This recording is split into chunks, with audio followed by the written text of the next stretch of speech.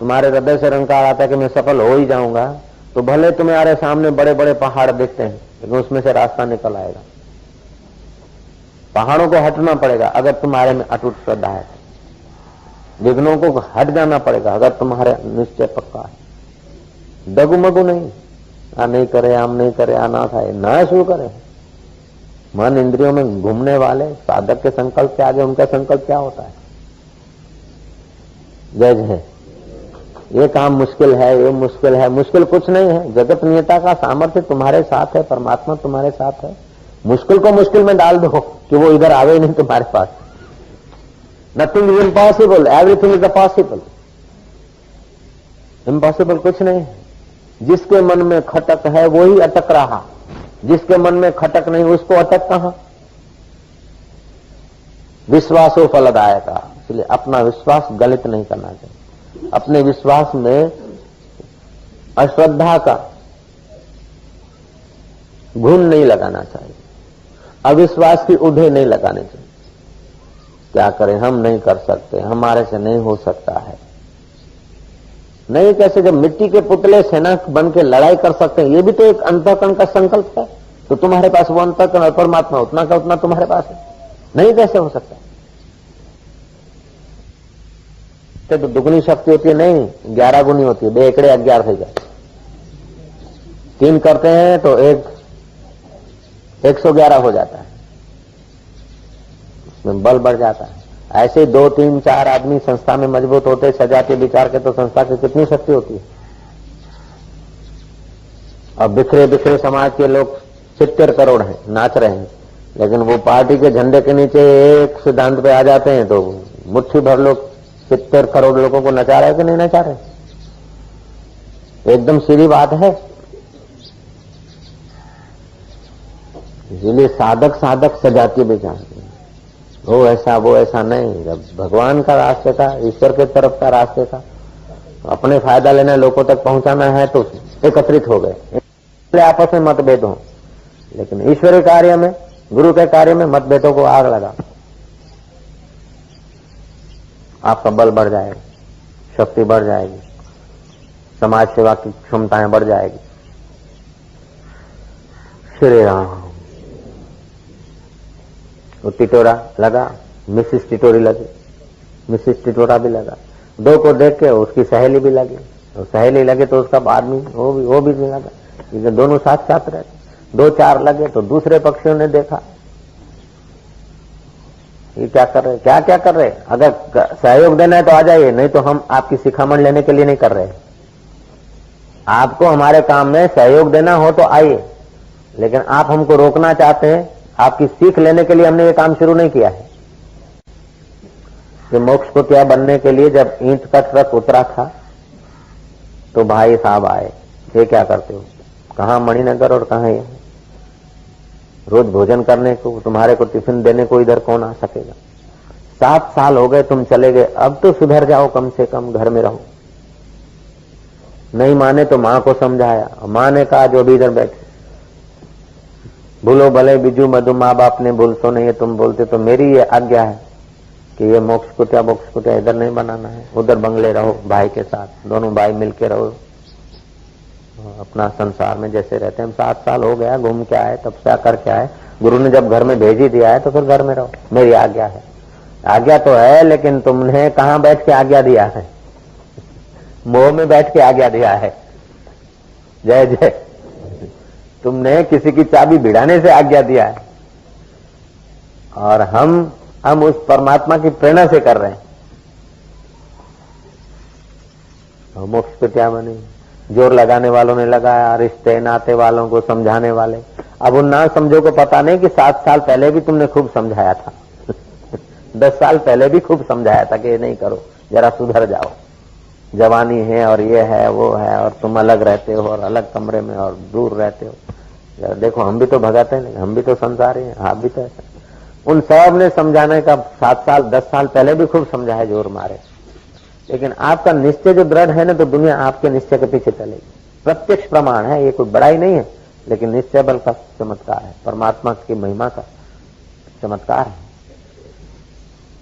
अब वही माँ बैठी और वही जो बोलते थे नहीं नहीं, अब उसके जीवन का सहारा भी है मोक्ष कुटिया हो रही है। नहीं तो बुढ़ापे में अब क्या है, जब थकता है, संसार से हारता है तो इधर बरदादा के पास आता है, शिवलाल के पास आ जाता है। अगर उसके कहने में होते तो वो भी जब ठेले खाते थे, अपन भी ठेले खाते, और आप लोग इधर होते भी नहीं। ठीक है कि नहीं? इसीलिए भगवान के रास्ते जाने के निश्चय को किसी मोह में, मित्रों में, कुटुंबियों में आकर भगवत रास्ते जाने के निश्चय को तोड़ना नहीं चाहिए। और व्यवहार में माँ की, बाप की, पत्नी की, पति की, सबकी आगे शिरोधार्य, लेकिन भगवान के रास्ते जाते हैं और बाप रोकता है तो प्रहलाद को याद कर ले, और भाई रोकता है तो विभीषण को देख ले, और पत्नी रोकती है तो राजा भरतरी को देख ले, ठोकर मार दिया पति, और पता रोकता है तो मीरा को देख ले, ठोकर मार दिया पति, और गुरु रोकता है तो कि बलि राजा को देख ले, शुक्राचार्य की बात को ठोकर मार दिया। ईश्वर के रास्ते से कोई रोके? तजिए कोटि वैरिन सम यद्यपि परम से नहीं, करोड़ों वैरी है ऐसा समझ के वो परम से नहीं हो तुम्हारा, लेकिन ईश्वर के रास्ते से तुमको रोकता है, गिराता है, तो समझना कि करोड़ वैरियों का काम, करोड़ वैरी इसके द्वारा काम कर रहे हैं। तजिए कोटि वैरिन सम यद्यपि परम से नहीं, तुलसीदास जी ने कहा। महाराज टिटोरे लग गए, दूसरे पक्षी को तो देखते हैं, ये क्या कर रहे हो, समुद्र कहीं सूख सकता है, ये सूख सकता है, नहीं सूख सकता है, ये अगर हम आपसे पूछने आए तब सलाह देना। बाहर से तो दिखता है कि नहीं सूख सकता है, लेकिन हमारा निश्चय बल परमात्मा नहीं जानता क्या?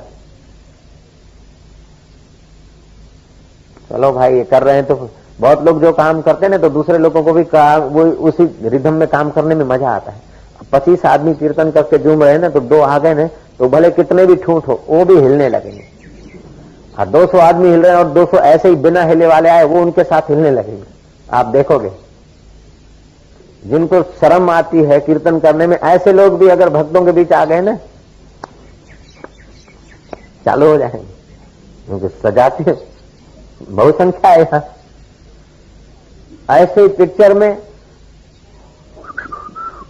ऐसे करने वाले लोगों की संख्या ज्यादा है, नीचे के केंद्रों में जीने वाले लोगों की संख्या ज्यादा उधर होती है।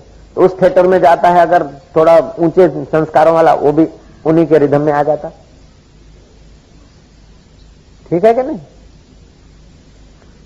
तो भोगियों का सहयोग, भोगियों के संपर्क में आने से योग अभ्यासी या भगवत भक्त की भक्ति क्षीण होने लगती है और भोगियों के प्रभाव में बहता है।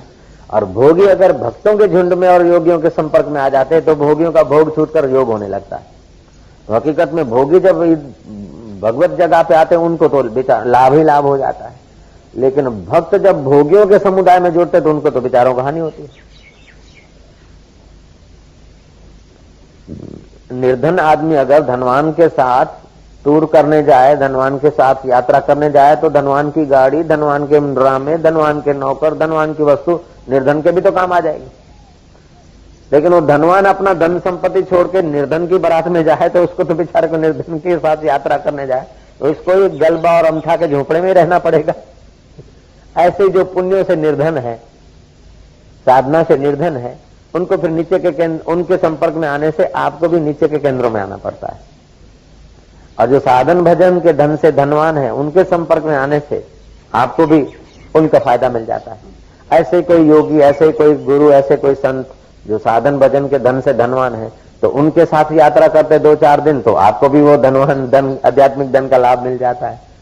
लेकिन जो साधन भजन से दरिद्र हैं, उनका संपर्क करते ही ऐसा है, वो ऐसा है, वो ऐसा है, वैसा, तो आपका चित्त भी नीचे के केंद्रों में आ जाता है, हल्के चिंतन में आ जाता है।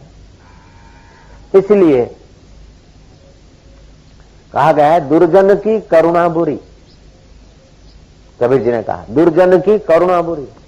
तो नीचे के केंद्रों में है, दुष्ट लोग हैं, वो अगर दया भी तुम पर करते हैं तो वाइन पिलाएंगे, तुम पर राजी भी होते और दया भी करते हैं तो ले जाएंगे फिल्म में, ले जाएंगे कोई मांस मदिरा बिकने वाली होटल में, अपने तरफ से खिलाएंगे तो क्या हुआ, ले जाएंगे कोई अशुद्ध आहार व्यवहार में, अशुद्ध भोजन करने से तुम्हारे प्राण और मन शक्ति नाश हो जाती है।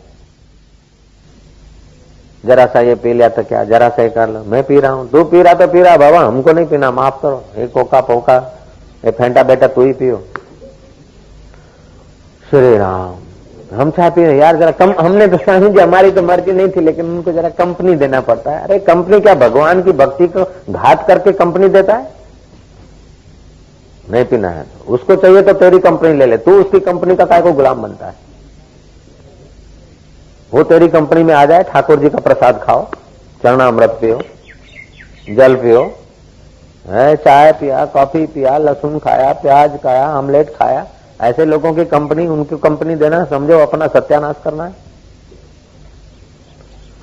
ऐसे लोगों से हाथ मिलाने से भी आपको घाटा पड़ता है, ऐसे लोगों से नजीक मिलते हुए उनके श्वासोश्वास लेने से भी आपको घाटा पड़ता है। इसलिए सावधान, ये पूंजी है। महाराज और पक्षी जुड़े, इतने में देव ऋषि नारद आए और नारद ने निश्चय जान लिया। नारद जी ने कहा कुछ भी हो, भले छोटे हैं लेकिन इनका निश्चय बल बढ़िया है। विल फाउंड ए वे, जहां चाह वहां राह। हो गए वहीं कुछ में, नारायण नारायण। गरुड़ क्या कर रहे हो, तुम्हारे जाति के पक्षी बेचारे दुख भोग रहे, समुद्र मदोन्मत्त हो गया है, उनके बच्चों को एक लपेट में ले लिया और वो बेचारे तिनखा भर भर के पानी उड़ेल रहे हो, समुद्र उनकी मजाक कर रहा है। और वो तुम्हारे जाति के पक्षी, हे पक्षी राज, तू नारायण का प्रिय मित्र है, नारायण का प्रिय कृपा पात्र है, और तेरे होते हुए समुद्र इतना मदोन्मत्त हो जाए?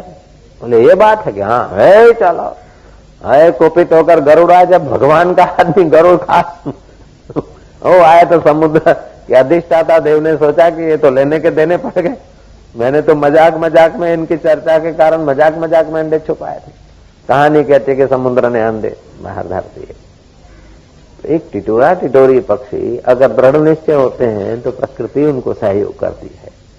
शायद समझाने के लिए हो या घटित हो, उसमें मेरा कोई आग्रह नहीं है, लेकिन इस बात पर तो मैं जरूर विश्वास करता हूं कि जिस चाहे आदमी छोटे से छोटा हो, लेकिन वो सात्विक निश्चय में अडिग रहता है, महान बन जाता है।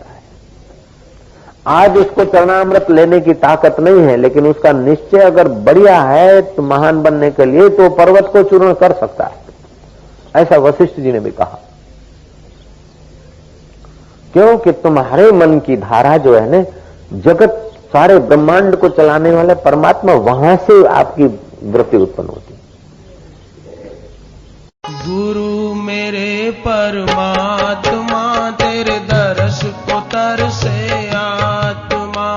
गुरु मेरे परमात्मा, तेरे दर्श को तरसे आत्मा। तेरे दर्श को तरसे